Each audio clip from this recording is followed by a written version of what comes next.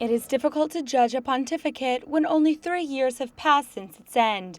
This is what is happening with Benedict XVI, the first pope to resign from his papacy in modern times. Currently, there is a book that is reflecting on his legacy. The Pope Emeritus's personal secretary was present during the presentation of the book. Benedetto alla fine non si è dimessa.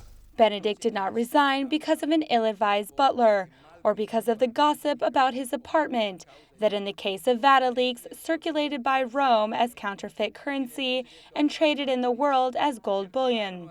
No traitor, crow, or journalist could have done anything to push him to make that decision.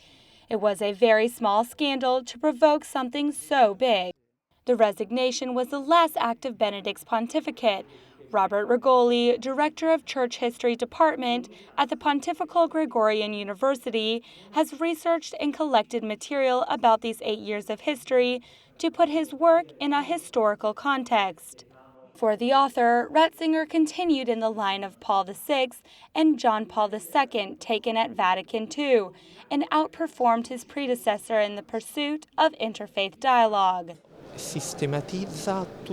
Benedict synthesizes all the way past 50 years, all the magisterium of the popes who preceded him, and put it into practice in many ways. And from them, cultural dialogue is relaunched. So it is true that many people distant from the church, not Catholic or Marxist liberals, were able to enter into dialogue with him. His pontificate has left a strong testimony of what he wanted to do, the testimony of Christ. He has faced all the questions and challenges. A pope does not seek challenges, but must respond to them. And the challenges in these 8 years were perhaps too many. The Pope Emeritus now leads a quiet life of prayer and study in the Vatican.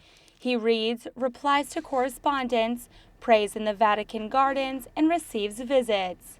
He is still a man with a very sharp mind, but has the health of an 89-year-old man with leg problems. He struggles to walk, but with the walker can walk very well because it gives him security and stability. On June 29th, Joseph Ratzinger will celebrate 65 years of priesthood. Everything seems to indicate that the Vatican will celebrate it with a public act. Until then, the book Beyond the Crisis of the Church, the Pontificate of Benedict XVI, speaks about the 8 years in which he donned Peter's sandals.